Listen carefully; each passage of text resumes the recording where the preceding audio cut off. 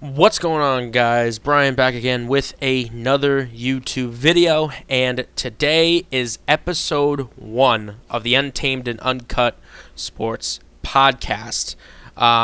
First of all, I want to give you guys a big shout out to everybody that has looked at the video that I posted a few days ago, going over you guys watching the New England Patriots entrance that I posted while I was at the wild card game. And at the time of recording, we have 15,000 views.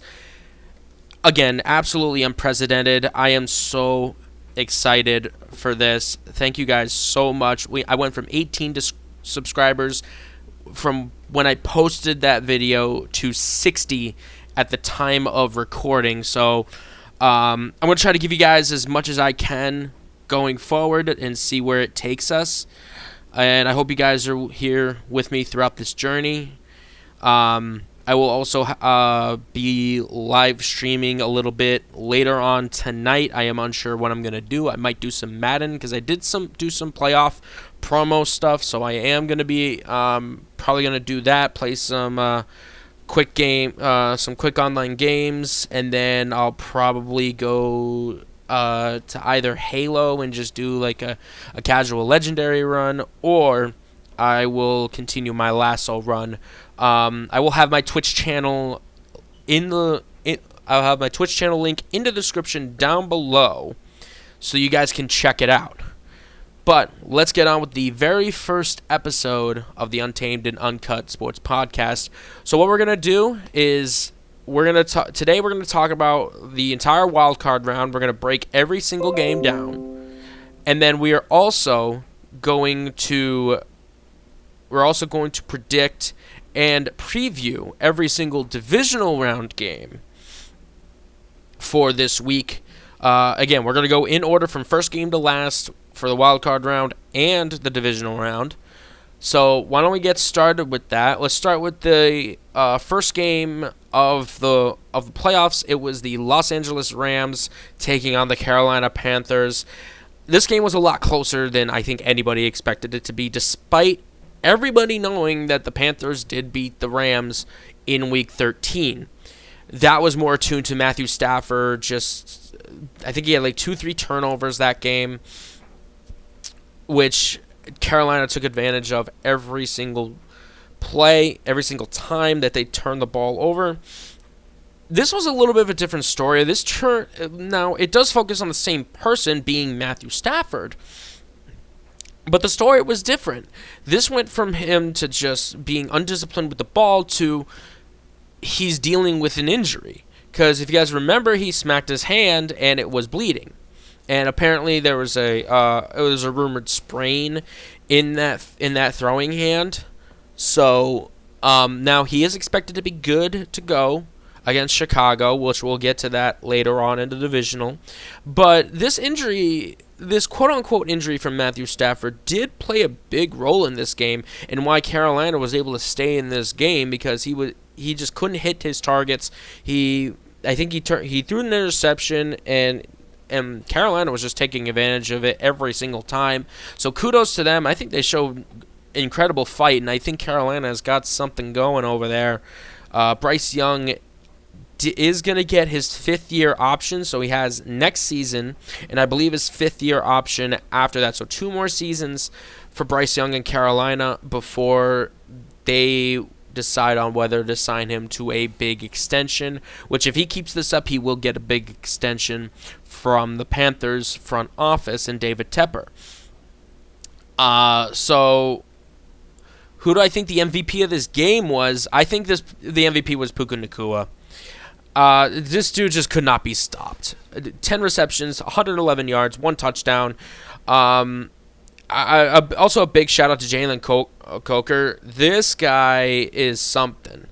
I've seen him have flashes throughout the regular season, and he had a breakout game on Saturday, and I think he's going to be a big part of this Panthers team going forward, alongside who I believe is going to win the Offensive Rookie of the Year, Tedorowan McMillan. I think they gotta upgrade the running back positions. I think they got to upgrade the running back positions. Either that or they need to the Panthers need to upgrade. I think Chuba Hubbard is a good running back, but it's just I feel like there's some inconsistencies with who becomes good and who isn't. I don't see any consistencies when it comes to Chuba Hubbard or Rico Dowdle. So I mean, if they keep him, it's not a bad running back duo. I think if you could probably look to the offensive line a little bit. If you're the Panthers, I would also probably look into the defense a little bit. Try to get somebody on that side with Derek Brown. I think because I remember they almost locked in Milton Williams until the Patriots pulled the wool over them, pulled the rug from underneath them, and took Milton from them, which I still think was an amazing signing for the Patriots. And I just picture like how good would this Panthers team be with Derek Brown and Milton Williams in the trenches for the Carolina Panthers. I think we would be talking about a couple more wins for Carolina and looking at a 10-7 record. And I think if Milton Williams did sign with the Panthers, I think the Panthers actually win this game. I'm gonna tell you that right now. I think the Panthers win that game with Milton Williams. But I'm glad he signed with the Patriots, which we'll get to that in a little bit. But as far as the Rams is concerned, hopefully Matthew Stafford stays healthy. This team can make a Super Bowl run as long as this team stays healthy and Matthew Stafford doesn't get beat up too much. But a great game to start. And Kobe Parkinson, what a throwing catch from Stafford to Parkinson. If you're going to lose a game to a catch like that, I mean, you just got beat by the best team. There's just no doubt about it. In my mind. So, hey, kudos to the Los Angeles Rams and kudos to the Carolina Panthers for putting in an effort, but the Los Angeles Rams move on. Now let's get to the second game where the Chicago Bears come from behind to take down the Green Bay Packers. What a choke job from Green Bay. They had this game in the palm of their hands. They had this. And yet they choked it. They were up as much as 21-3. 21-3. And you couldn't pull it out. What does that say about this team? They took their foot off the gas. This reminds me a lot of what the Bills did to the Patriots when the Patriots came off the bye. They took their foot off the gas. They were rolling, and then for some reason they took their foot off the gas. You can't do this in the playoffs. Now, I still think the Packers are really good, and I think the difference in here as well, I think not having Micah Parsons did play a role in this game because they weren't able to get to the quarterback. They were not able to get to Caleb Williams that much. Yeah, he was under duress, but let's take a look at the defense. I mean, you only had one sack the entire game. You have Micah Parsons in there, you're probably getting at least 2 more sacks, and I think Green Bay walks away with this. And that's something that teams have to focus on when you're facing Chicago is I think Caleb showed that he's still got a little bit of growing to do. He makes bad decisions when he's pressured. And I think that's going to be a major difference if they had Micah Parsons rushing. The one sack came from Lucas Van Ness, who is a good pass rusher. But none of these guys that are on this team are nothing compared to what Micah Parsons is capable of. And that is the difference, in my opinion. You have Micah Parsons on that team, your team wins this game. And I'm going to tell you right now, they're not even choking this game. This isn't even a choke job. I would say the Bears probably get like 10 points out instead of 25. That's just the way I see it. I don't know what you guys think about it, but if Micah Parsons was out there, the Bears are getting 10 points, not 25. But you still had this in the palm of your hands without Micah Parsons. I don't know what else you can do. When you have a game in control like that, you cannot give it away, especially in the playoffs. And the Patriots learned that lesson. Luckily, it was in the regular season. And I promise you that's not going to happen again. I mean, Matt LaFleur is going to stay. Let's make this very clear. Matt LaFleur is staying as the head coach of the Green Bay Packers. Okay, he's not getting fired. I don't think they need to fire him. I just think that things need to go right. I think they have the pieces to get it done. They just need to stay healthy. They're big boys. Their stars need to stay healthy. You know? Penalties was a problem for Green Bay towards the end. And that's another thing that killed them too. You know, they went for it on 4th down 3 times. They got it. Got in the red zone 3 for 3. You know, Bears turned it over 2 times. You know, this is a game that the Green Bay Packers should have won. It was a choke job. Simple as that. So shout out to Chicago for getting the job done, for coming back and getting a win. Next game, we're going to go over to the Buffalo Bills, who took down the Jacksonville Jaguars. If you watch my playoff predictions video, I talked about experience, playoff experience when it mattered most. And it came down to who do you trust more with the game on the line. And while Trevor Lawrence didn't have himself a good game, that final pick was not on Trevor Lawrence. I'm going to tell you that right now. That is just a great heads-up play by the Bills defense. And why is that? Because they are experienced in the playoffs. They are experienced and they are prepared. Jacksonville was not ready to go on a deep run. They were not ready. Simple as that. I think Trevor Lawrence is the guy. He just needs to clean a couple things up a little bit. There's still a few things that Trevor Lawrence needs to fix overall. The Jaguars are going to be considered serious contenders going forward in the AFC. And Josh Allen put on the Superman cape like he always does. You know? Khalil Shakir had a good day. Parker Washington, I think, was a stud. He was a stud in this game. And I'm excited for him. I hope he becomes a mainstay in this Jaguars offense for years to come. Because this kid's got some talent. Along with Travis Etienne. You know, I love, this was a fun back and forth game. But in the end, it was the experience that came up clutch in this game. And I didn't expect it any other way. What was the difference in this one? I think it was being able to convert on 4th down. I think that was the difference, despite the penalties. They were minor penalties throughout the game, 7 of them in going against Buffalo. But for 39 yards, it's not terrible. Converting on 3rd down and converting on 4th down, I think that's the key to this one. I think that's the difference in this one. I think if the Jaguars converted a 4th down, I think you're able to at least get 3 out of it. But this is a back and forth game. Both teams played phenomenal.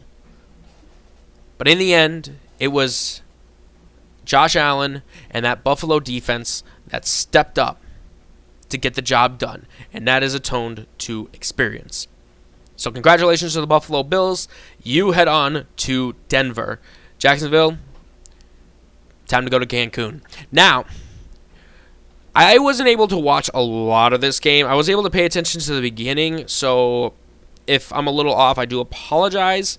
But I was able to finish watching this game because, as you guys know, I was at the Pats game, and they actually had this game on when I entered the stadium at around 7 o'clock or 7:30. Again, I think this is a game that Philly should have held on to. You know, this has been a back and forth game defensively, and then, you know, It felt like it was just a back and forth game, but offensively the Eagles just couldn't get it rolling. Like look at this towards the end. You had 2 field goals from Jake Elliott. That's not going to win you playoff games. That's not going to win you playoff games late in the stretch. You have to get in the end zone, especially if you're like this close where it's a 33-yarder. You have to try to get in the end zone. And I think that's a tone to the lack of offensive coordinators for the the Philadelphia Eagles. They did fire their offensive coordinator, Kevin Patullo, which I think was the right move because I think Nick Sirianni is a good coach. Okay, I don't know why people keep blaming Nick Sirianni, because at the end of the day, yes, it does fall on the head coach, but when you have 5 years and 5 different coordinators, one for every single year, Nick Sirianni is not the problem here. They had Kellen Moore last year. A lot of their offensive coordinators went on to become head coaches, including Kellen Moore, who went to become Saints head coach last year. And Kellen Moore was the offensive coordinator when they won the Super Bowl. And that offense was running much better with him than they were with Kevin Patullo. I think they need to go for a guy like Mike McDaniel. Because Mike McDaniel's not going to get a head coaching job. He's going to get an OC job. And I think Philadelphia is actually the perfect place for him to go. I think if you get a guy like Mike McDaniel as OC, this Eagles team is going to make another Super Bowl run. I promise you that. 11-6, that defense is good. It's solid. It does exactly what it needs to do, but the offense needs to be better. And we'll get over to the offseason questions later, but there's still a lot of questions about A.J. Brown. Is he going to get traded? Is he not? We'll see. I will have a video about that down the line in a future episode. But, I mean, with the 49ers being as banged up as they are, this 49ers team has impressed me big time. I am impressed with how they have been battle-tested because of injuries. And I think they might be getting some major reinforcements back soon, because I hear Fred Warner was elevated and he has his window for practice open. So they have 21 days to take him off of IR. And if San Francisco can pull it out, I can promise you Fred Warner is going to try to play in the NFC Championship. And if they do, that is going to be a game changer for the 49ers. But I still don't think he's going to play in the divisional round, so I'll get to that in a minute. But kudos to the 49ers going into a very hostile environment and getting a win in Philadelphia. And I'm looking forward to seeing what they do. Let's get to the game that I went to that was a dream come true. The New England Patriots getting the job done, taking on the Los Angeles Chargers 16-3. I absolutely love this game. This was, a lot of people did find this boring. I didn't. I love a defensive slugfest. And that's exactly what this was. It was a defensive slugfest. And also, Mike Vrabel, bloody lip. If you watch the inside the locker room, he talks about spilling some blood. And he also talks about how he's not afraid to spill some blood. There's your proof right there. I absolutely love it. I love Milton Williams. I just love everybody on this team. Everybody is stepping up when they need to the most. This Patriots defense, I did not expect this game to go the way it was going to go. I thought it was going to be an offensive shootout, and who did you trust more in the fourth quarter?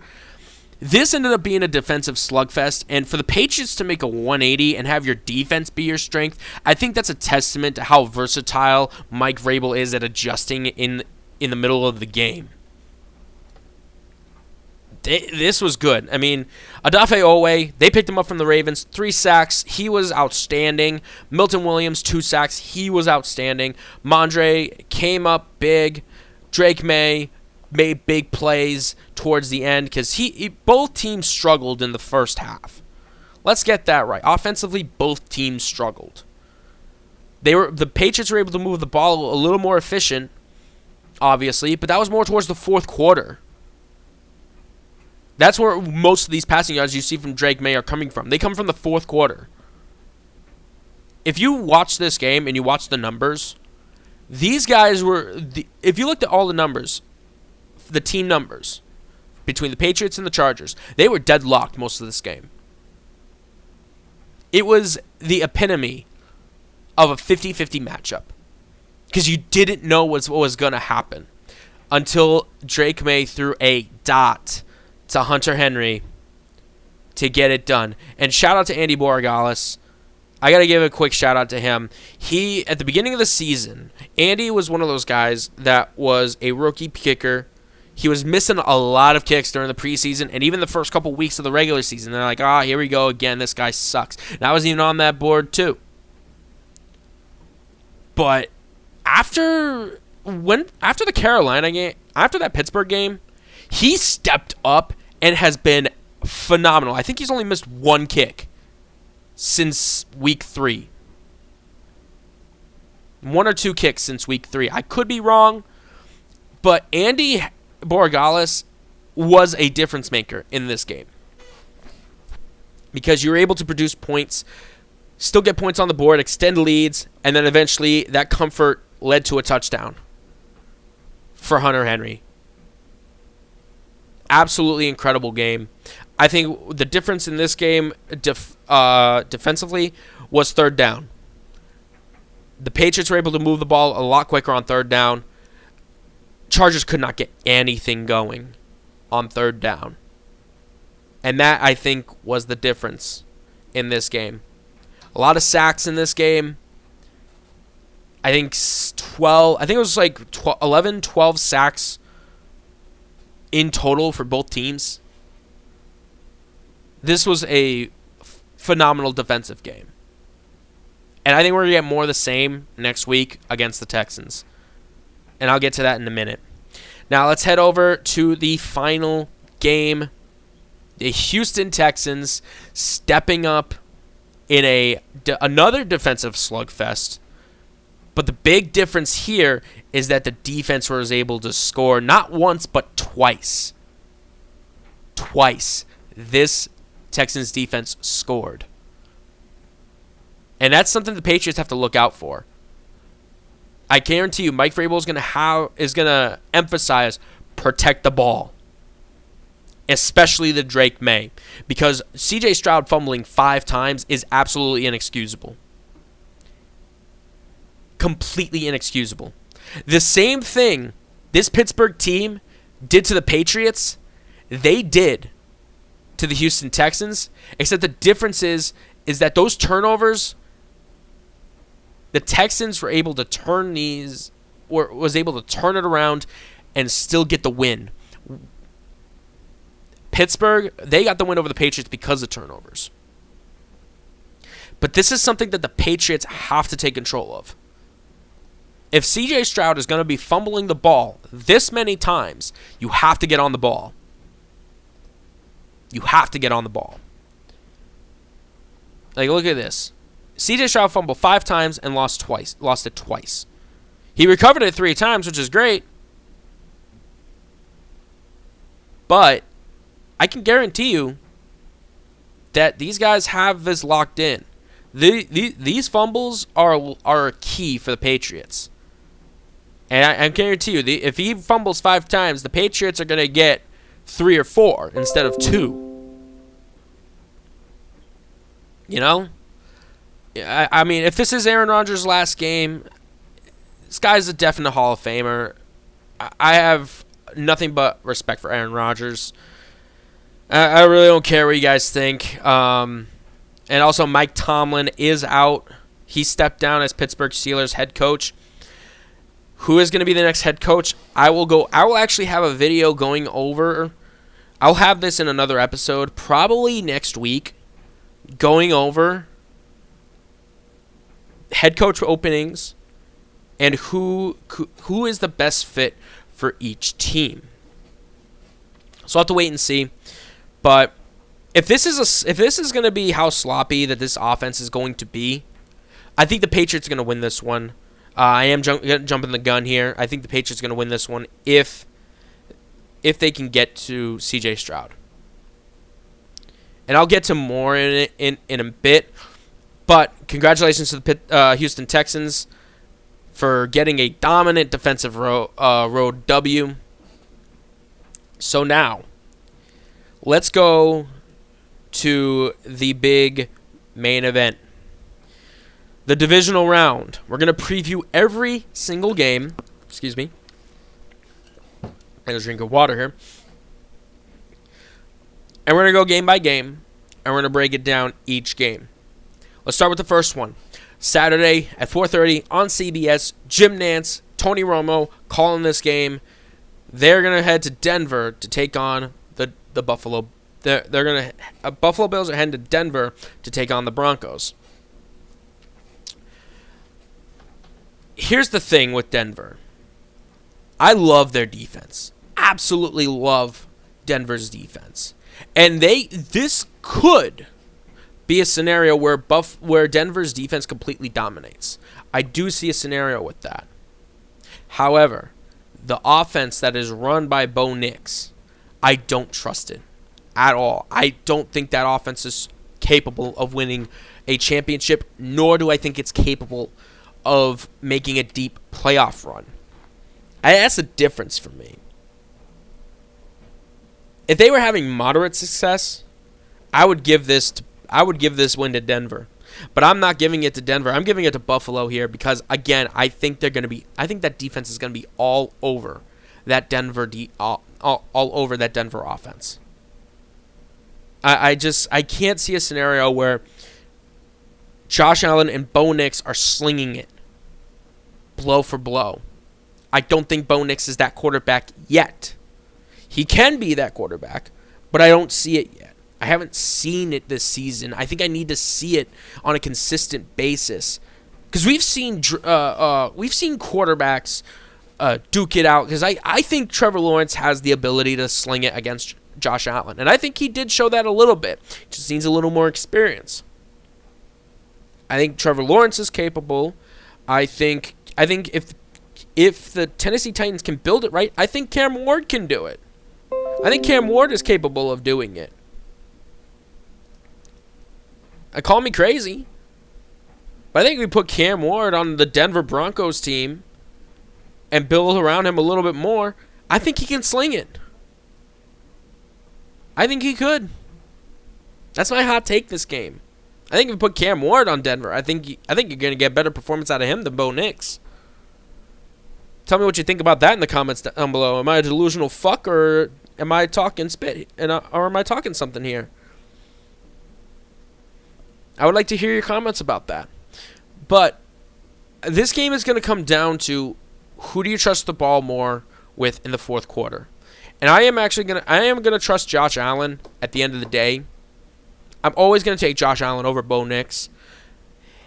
Because I think if Josh Allen can figure out what Denver's defense is doing, he is going to pick it apart. And the difference is here, can the Denver defense stop James Cook? That has been the difference in some of these games and why Buffalo's been able to win versus them losing this game.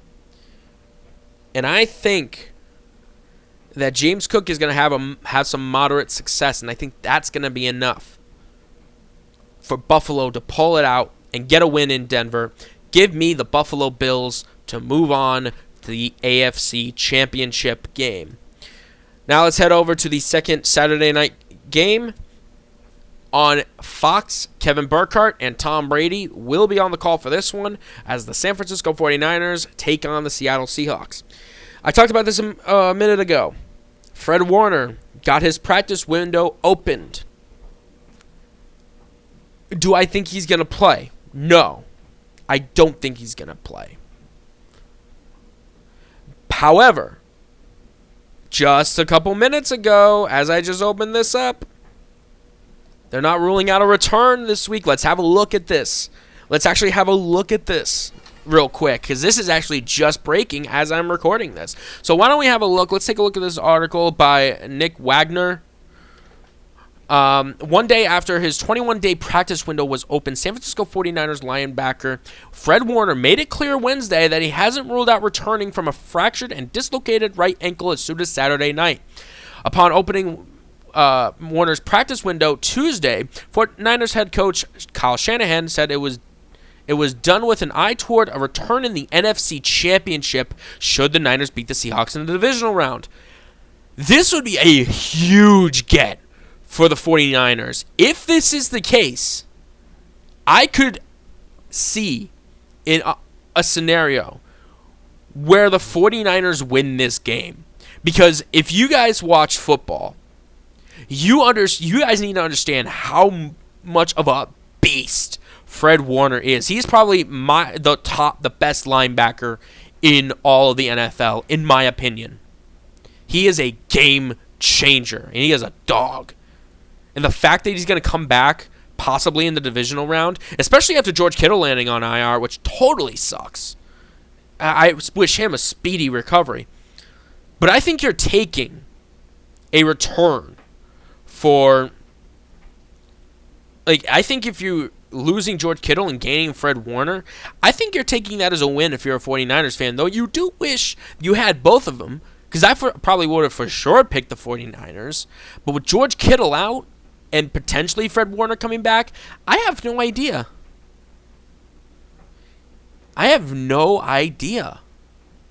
Because Fred Warner is that much of a difference maker. Originally, I had the Seahawks winning, no questions about it. But now this could be a game changer if Fred Warner does play. I think Fred Warner wants to play, and I think if given the opportunity, he is going to play. So I am going to go on to the... let's look a little bit more into this article. He spoke to the media, first time since injuring his ankle, suggested he could come back even sooner on October 12th, and he seems like he has. And Warner said we're taking it day by day. I think they said last week they weren't going to open my window. Then now my window is open. So yeah, we're just taking it day by day.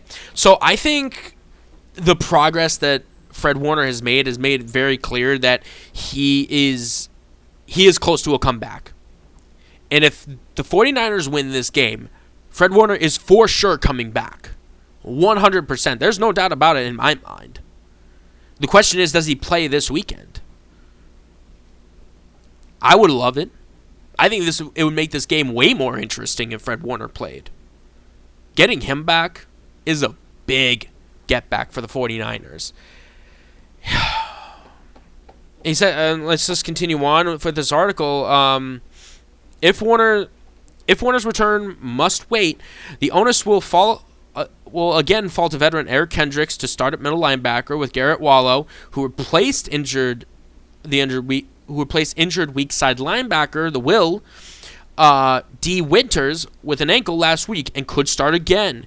And here's the thing, Garrett Wallow was actually pretty impressive last week.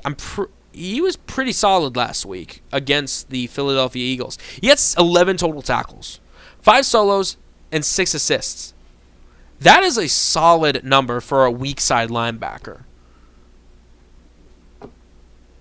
If he has the same performance and then Eric Kendricks, and then you could probably put Eric Kendricks, if you're going to run a 3-4, you could probably have Wallow as the Will, and you have your 2 Mikes. You have Fred Warner and Eric Kendricks, and I don't know who's the Sam. If there's a 49ers fan out there who knows the Sam linebacker, please let me know in the comments down below, because I am blanking on it right now. I've got some linebackers over here, but I just don't know who the actual Sam linebacker is. Because if you could run a 4-3 or a 3-4 and have all 4 of those guys out, or you could just run a 4-3, have your interior line, and then make Eric Kendricks a Sam for that game. Because you want Fred Warner as your Mike. You want him there. He's going to lead that defense. So if Garrett Wallow plays, I actually feel pretty good about it. Looking at this a little bit deeper, I think this 49ers defense could make a big step. But I am going to stick to my guts here. I think that 12th man is going to make a huge difference for Seattle. Do I think Sam Darnold's going to have the best performance? I don't think so. I think Brock Purdy and Sam Darnold are going to be about the same. And I think what you saw from Brock Purdy against Philadelphia, I think you're going to see something similar, and I think you're going to see the same out of Sam Darnold. I do think so. But I think in the end, I think the difference right here is JSN. JSN is the difference maker here. But I will say, if the Seahawks cannot contain Christian McCaffrey on both rushing and receiving, that's going to be a problem. This actually became a lot tougher than I thought it was going to be. This became a lot tougher, especially with now that Fred Warner could be coming back, and they don't rule it out. And knowing Fred Warner, he wants to be out there for that game. This is going to be an important game for him. Yeah, this has become much harder for me. I really don't know.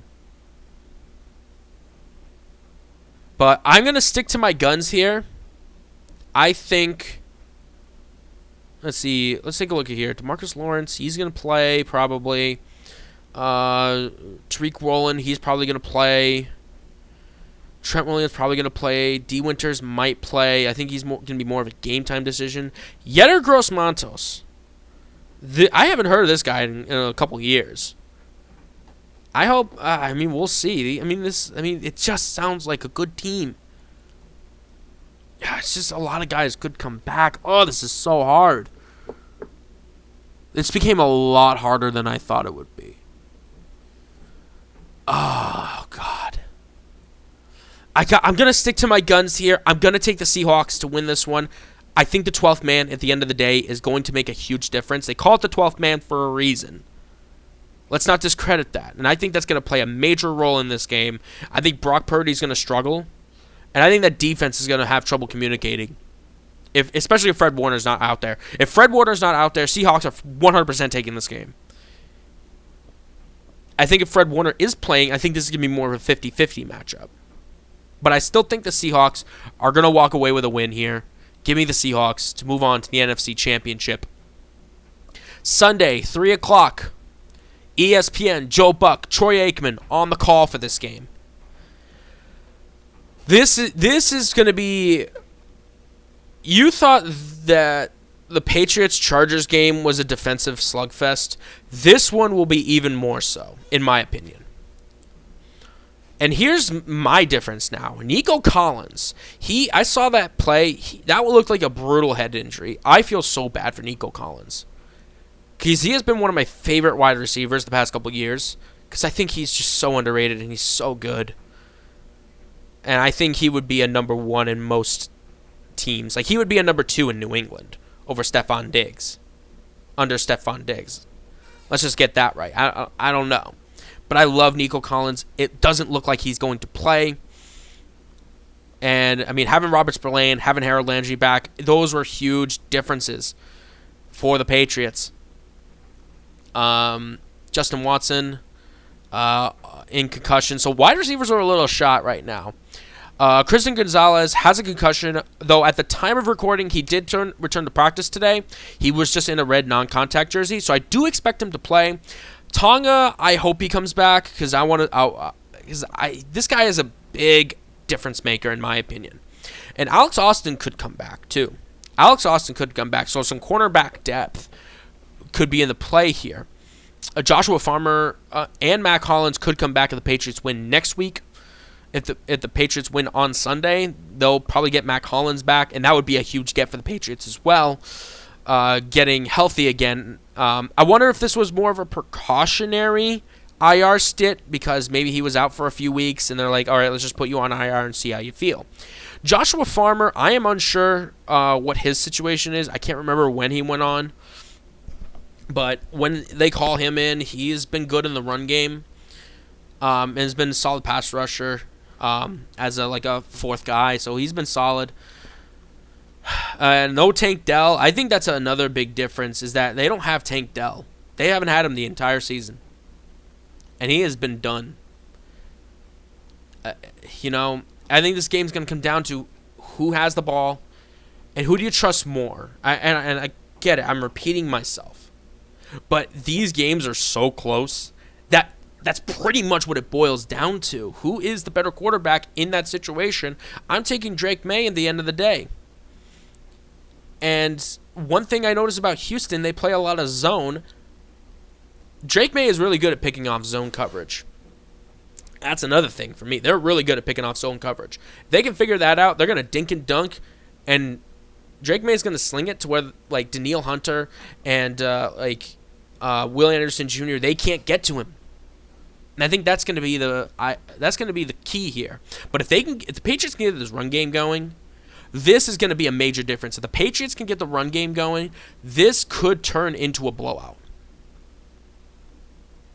It could. And earlier today, if you guys didn't see, the Patriots brought in a guy named Darrell Taylor. He was a former second-round pick out of Seattle, from the Seattle Seahawks. A couple years ago, he spent time with Chicago, and then this entire season, he's been with the Houston Texans. He hasn't been with them for just a couple weeks. He's been with them the entire season. They just put him on waivers last week. And then the Patriots just signed him to the practice squad with the intention to elevate him to the main roster for the playoff run. If that is what I call football chess. I hope this article is up here. Let's go to the Patriots real quick. I hope this article is here about Darrell Taylor. I don't think it is, honestly. That actually kind of sucks. Is he on the roster anywhere? Because I would like to go to his player profile and just talk about it. Injured reserve, practice squad. He's not on the official one. Damn. They haven't updated this, which I actually think that sucks. Because I would have loved to look at him. Craig Reynolds, he's in here. Nothing's going to happen with that. Jeremiah Farms, if Tonga can't go, he might get elevated again.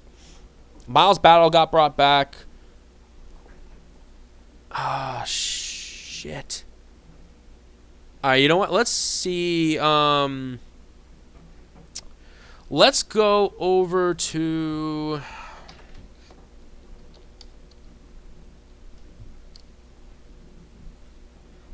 Darrell Taylor.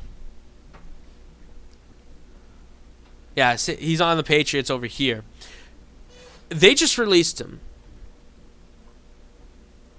from the roster because he was on an IR stint. And now they bring him in. He's been with this team the whole season, has Darrell Taylor. They have insight. Now they have the insight on what the Texans are going to run. That is football chess. This is something that Bill Belichick did constantly. He would bring in players to simulate what it would look like once they were able to face him. I remember there was one guy for the Patriots. I think this was back in the 01 season or 04. I can't exactly remember. But they brought in a guy who was very similar to how Peyton Manning played. And because of that guy, the Patriots were able to read him and take advantage of him because he was a weapon.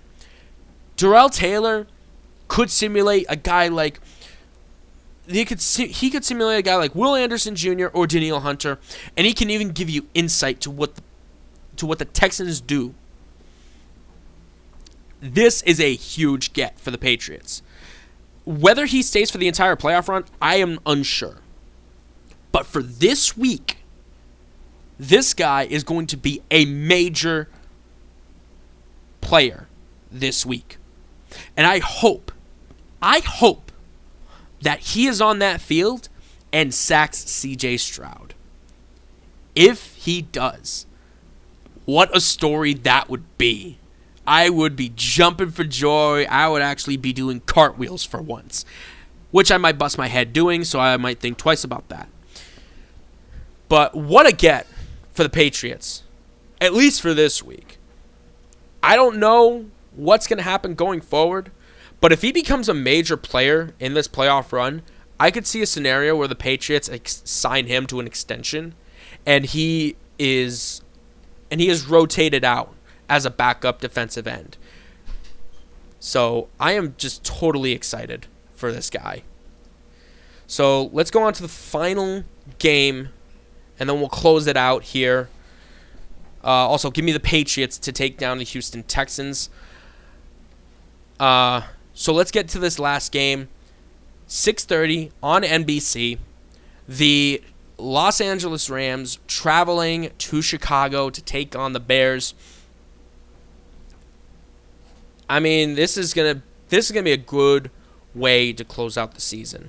I think the difference in this game is gonna be who. I think if the defense can get to Caleb Williams, this is gonna be a throttle, in my opinion. Because one thing I noticed with Caleb Williams, especially last week, is when he was under duress, he was making some really bad throws. So I think a guy like Byron Young, I think James Pierce can get to him. I think the Rams are going to win. People are talking about, oh, this is going to be a cold place in Chicago. I don't think the players are going to give two flying fucks about that. They are not going to care. Yeah, Soldier Field, 19 degrees. Me personally, I wouldn't care about that. Fuck the weather. You're out there to play football. You don't give a damn what conditions there are. I was up on the nosebleeds on a windy day in New England. I was perfectly fine. I think the difference here is that I think the Rams losing Ahkello Witherspoon is actually a big loss for them. C.J. Gardner-Johnson coming back, that might be a good get for them if they can get him back. Joe Tryon-Shawinka. I'm not even going to try to pronounce that name. But these guys coming back could be big for the Bears. The difference for me, sorry if you can hear that, that is my dryer going off because my parents are doing laundry. It's a very annoying tune. As you can tell, I'm sure a lot of you have heard this tune before, and it is so fucking annoying. And I'm just going to keep talking until it stops so you don't have to listen to this bullshit. So I just think at the end of the day, if I think it's going to come down to, can the Bears shut down Puka Nacua? If the Bears are going to win this game, Puka Nacua has to get shut down. Almost 2,000 receiving yards is that's on JSN. That's JSN levels. And Matthew Stafford, I think he's going to be fine with that finger. But at the end of the day, I am taking the Rams to move on to the NFC Championship, which would be the AFC Championship on CBS. My prediction, the Bills heading to New England to take on the New England Patriots. That one will be at 3 o'clock on CBS, Championship Sunday. Jim Nantz, Tony Romo will be calling that game. And then the NFC Championship, the Los Angeles Rams traveling to Seattle to take on the Seattle Seahawks. Again, Championship Sunday, 6:30 p.m. on Fox. Kevin Burkhardt, Tom Brady will be on the call. And obviously, Super Bowl 60 will be in Santa Clara, starting at 6:30 on NBC and Peacock. Mike Tirico and Chris Collinsworth will be on the call for that one. But that's going to do it for me today. I hope you guys enjoyed the first episode of the Untamed and Uncut Sports Podcast.